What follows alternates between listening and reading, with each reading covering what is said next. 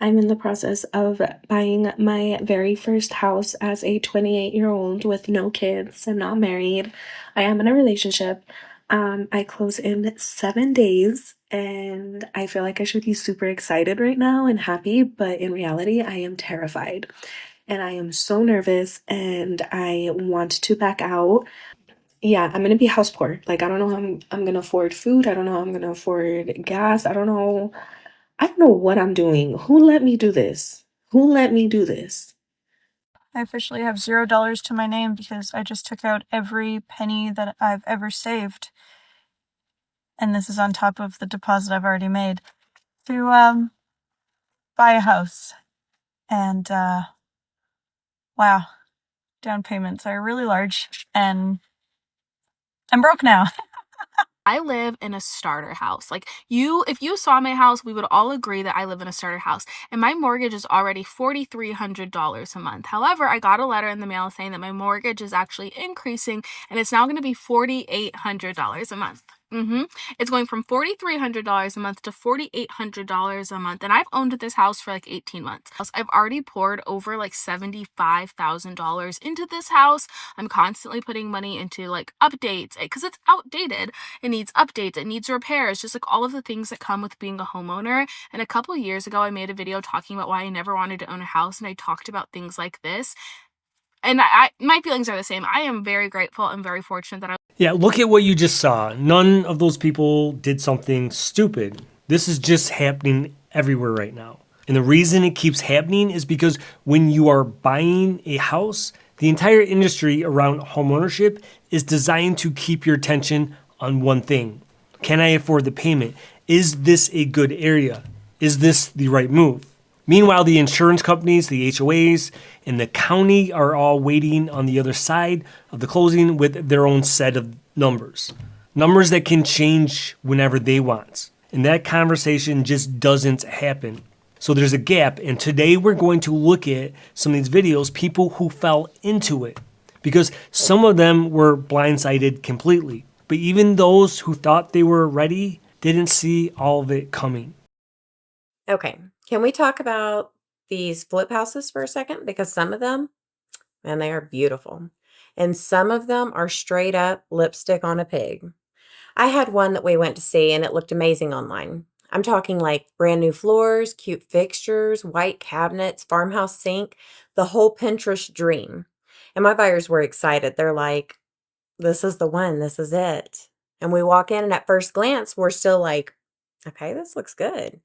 But then we start looking closer, and I'm talking paint on the outlets, trim cut crooked, doors that don't shut right, one cabinet that literally wasn't even attached to the wall. And then I look up and there's exposed wiring in the laundry room. Sir, what is happening here? They basically went in and spray painted everything gray and then hoped that no one would notice. $28,000. That's the official update on price for what it's going to cost us to fix the house that we just bought because the people who flipped it cut so many corners. Yeah, I really feel for this creator because this really is the nightmare scenario. You've just spent all of your available cash on a down payment on a home, and it turns out you need $28,000 extra dollars to make the home livable. That is not something most people are able to do. My advice to you, do not buy a flipped home. Most flips don't make money, and when they run out of money and they are in the negative, that's when corners get cut, and that's when they are just trying to get out of this problem investment. My God.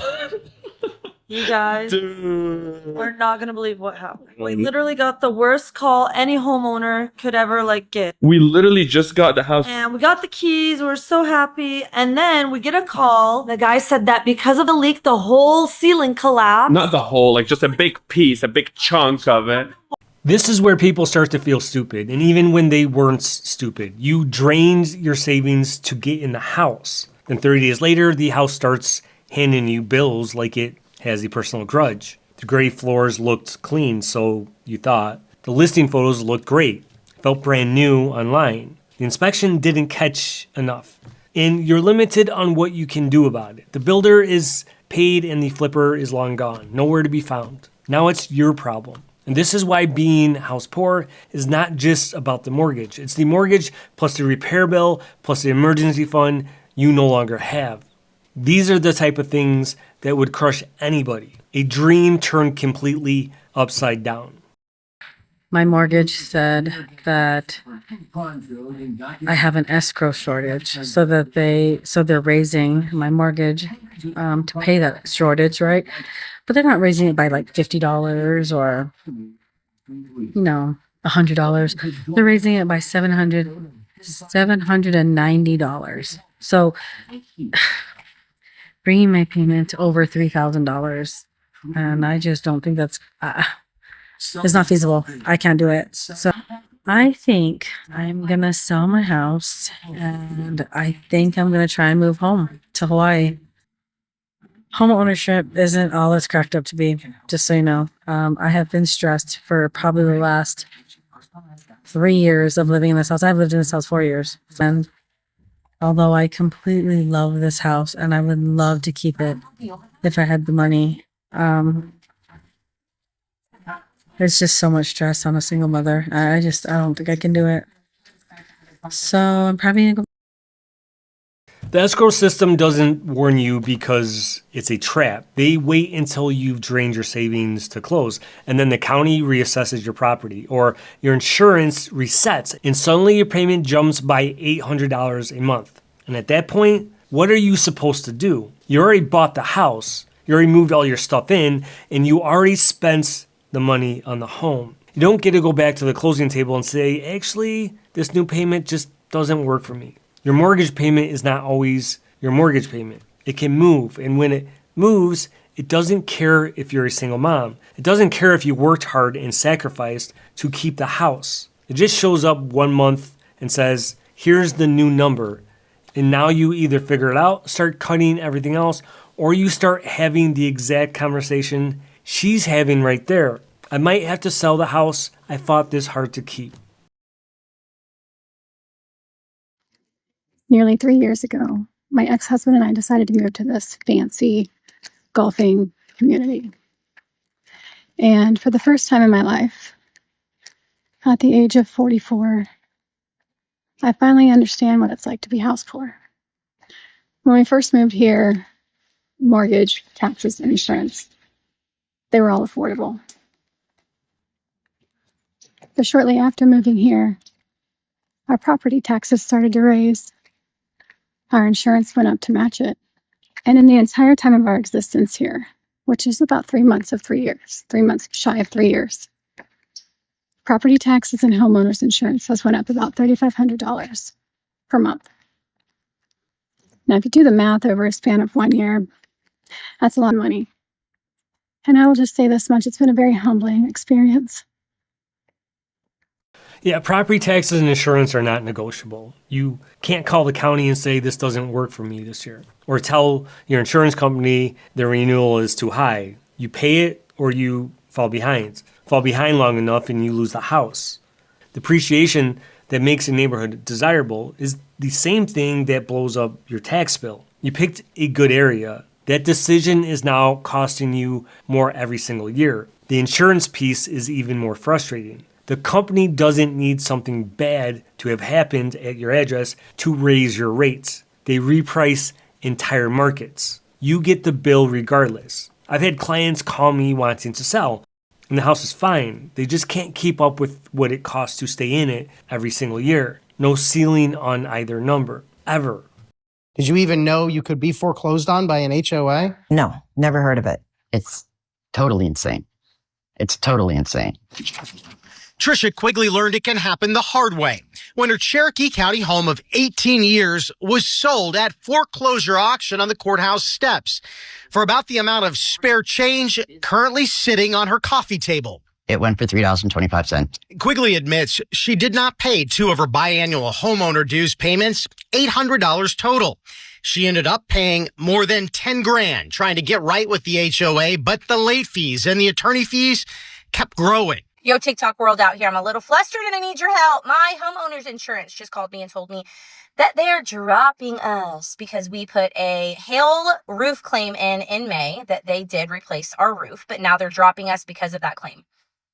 Make this make sense. What's the point of having insurance if when you file a claim, they drop you after they pay it out?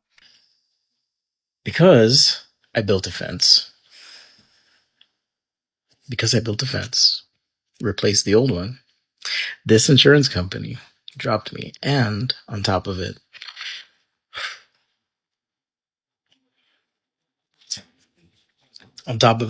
insurance company calls me today and like, hey, we're calling to renew your policy. I'm like, oh, I thought y'all dropped me. They're like, oh, yes, I see that. There was a discontinuation of coverage. It's all euphemisms to keep you engaged in this system, this vicious cycle. Hear me out. We're calling to renew your policy. Oh, okay, nice. Thank you. How much will that be? First policy for a year of coverage, $1,100. You do the math, that's less than $100 a month, right? 90 something. New policy, $2,700 a year. Yeah. Yeah, this isn't just bad luck, and none of this is a mistake. What this feels like is legalized robbery. The HOAs, the insurance companies, you might even call them cartels. And the county assessors are operating a coordinated system designed to bleed you dry.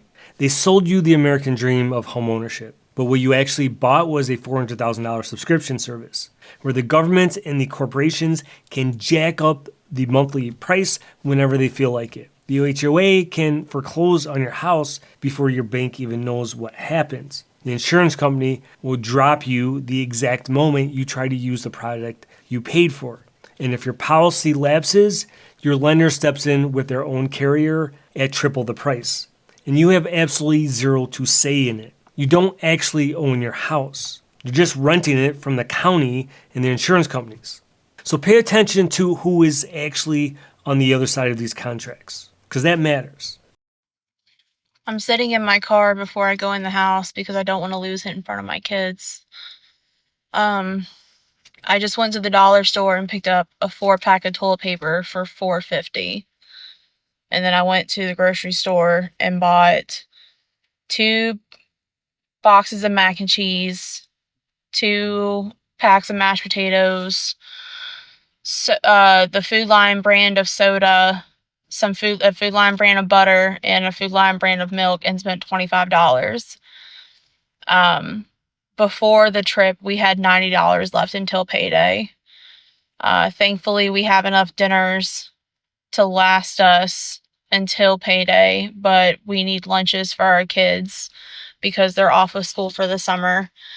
And it's just so hard right now. Like, my husband and I both work at decent paying jobs. We own our home, and our payment is relatively low compared to the cost of rent in our area right now. But because of the cost of groceries and gas and everything else, we're barely getting by. And I feel like not enough people, I don't want to say that because people are pissed off enough about it, but like the right people aren't doing the things they're supposed to fix it. And They tell you that renting is throwing your money away, so they pressure you into buying. But notice how nobody at the closing table cares if you can actually afford to eat. The banks will happily approve you for a mortgage that eats 50% to 60% of your take-home pay, because they do not care if you starve in your brand new kitchen. They just want to originate the loan, collect the closing costs, and sell your debt to Wall Street. The entire system feels like it is designed to be predatory. They set you up to be house poor on day one, knowing you're one broken water heater away from financial ruin. Nearly 3 in 4 Americans say housing has become less affordable. That is not 75% of the country making bad budgeting decisions. That is a structural trap at a massive level. How many people watching this right now are doing fine on paper but have absolutely nothing left after the mortgage hits? Who cares what is happening on Wall Street if you can't even afford to buy a steak once in a while? So you're telling me that if I buy a house 30 years ago at $50,000, but the city develops really well and now the value of my house is at $2 million, You're telling me that I have to now pay taxes on $2 million, even though I have never seen a dime of that $2 million. I have not sold my house. This is not an investment property. This is where I live, and I chose to live, and I hoped to live for the rest of my life. But now you're telling me that I either have to sell my house or lose my house because I can't afford to pay taxes. And the taxes are probably more than what my mortgage was 30 years ago. You're telling me that if I give this house as an inheritance as a senior to my children, and I pass away, they will either have to pay those property taxes for the rest of their lives, or they risk losing the house that I have worked so hard for all this time. Property taxes is a scam. And I understand that it pays for education and it pays for teacher salaries, but I think we need to find another way because homeowners are losing their homes every single day. If you look in the tax lien website in your state, you're going to see how many people are losing their homes. They probably paid those homes off. They probably have paid the majority of their mortgage, but they can no longer afford to pay taxes. And their mortgages go up. And if they have already paid it, now they have to pay this for the rest of their life. Or they risk losing their home to some investor that is going to buy your house for whatever the tax amount was that you couldn't afford, but they can. We need to start fighting against property taxes. Yeah, every neighborhood that got discovered in the last 10 years, the people who were there first either sell and leave, or they stay and eventually get taxed out anyway. What most people don't know is that when someone falls behind on property taxes, many counties sell that debt to private investors. Those investors collect it with interest and fees, and in most states can eventually foreclose. The county gets its money, the investor gets the asset, and the homeowner loses a house to a company they've never once interacted with. The people most exposed to this aren't new buyers. It's the ones who already finished paying the mortgage, fixed income with a rising bill. Eventually, those two lines cross. How many people watching this have a parent or a grandparent stressed about the next assessment on the house they've lived in for 20 to 30 years? Remember this phrase, they will come and take your home, okay? If you don't pay your property taxes, they will come and take your home. If you don't pay your homeowner's insurance, they will come and take your home. If you don't pay your HOA, they will come and seize your home and take your home. Why does the government allow these three entities to power us over our own property that we own? Why do they have the right to take everything that we bought and that we took time to purchase? Give them the right to just take it. Come take our home. This stuff needs to be stopped. It really does. HOA, property taxes, homeowners insurance. Just a form of greed from the government. Y'all have a great day. That question he just asked is a real one. And the answer is pretty straightforward. The property management industry, the insurance carriers, and the local tax assessors all had a hand in writing the rules that govern your house. Not you, them. Your HOA can foreclose before your bank does. And there's a reason for this, and you're not going to like it. It's legislation shaped by the property management industry. Your insurance company can drop you the moment you use it. That's a business decision with no regulatory ceiling on what they charge next. And your property tax bill is set by a local assessor whose decisions most homeowners never think to question until the bill arrives. What you actually bought at closing is the right to stay, as long as you keep paying all three of them indefinitely. Stop paying any one of them, and the house is gone. The mortgage is just one of three ways that can happen. Right now, all three are moving in the same direction at the same time. That's not a coincidence. That's just the markets these industries built, and the homeowner absorbs every bit of it. So here's what I'm curious about.